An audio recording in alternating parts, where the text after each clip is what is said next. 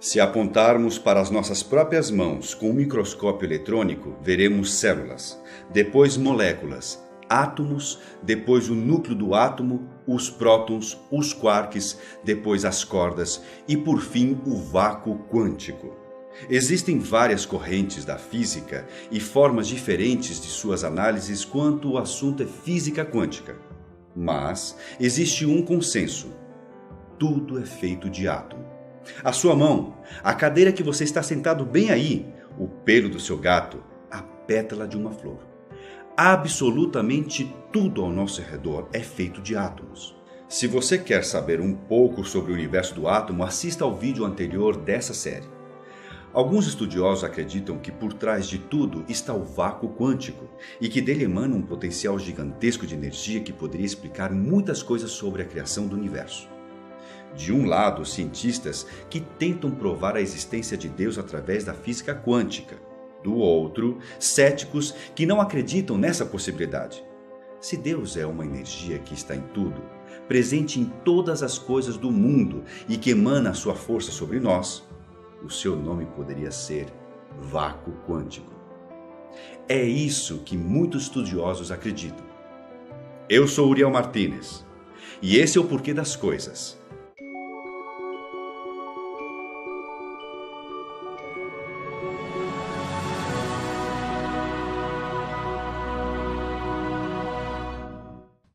O vácuo quântico pode ser descrito como um mar de energia infinita de onde tudo nasce.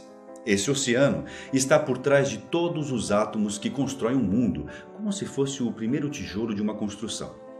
É através da energia desse vácuo que a matéria passa a existir. Mas se somos realmente energia, será possível o nosso pensamento criar a nossa realidade? Um experimento que abalou o mundo científico nos deixou esse questionamento.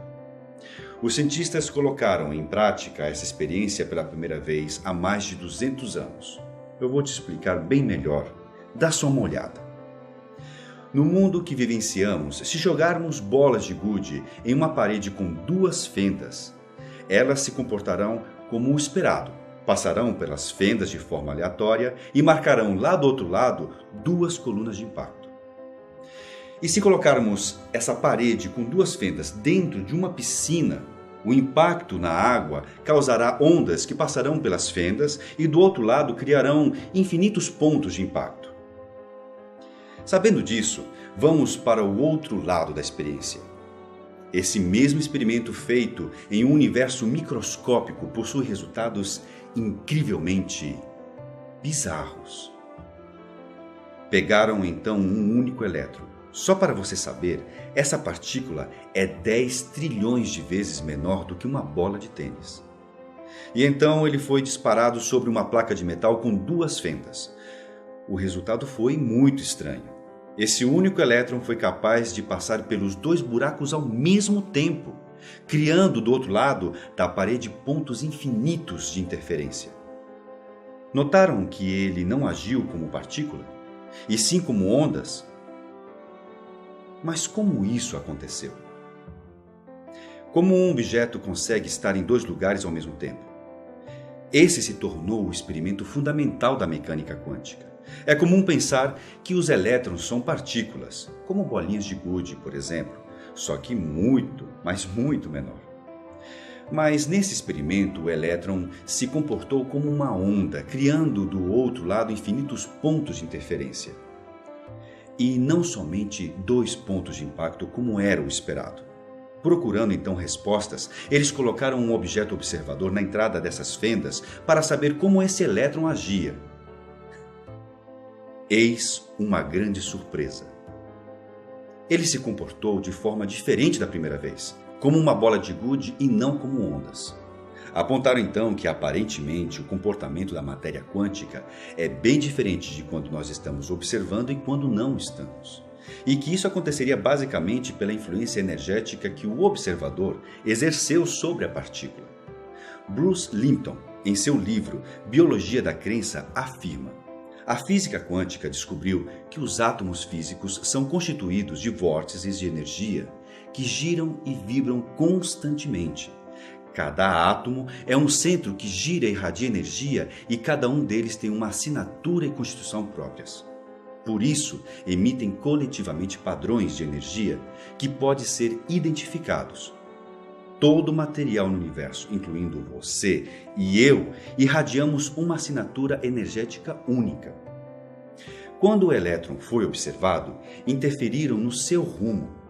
Isso levou alguns cientistas a procurarem explicações e a formular teorias sobre esse assunto.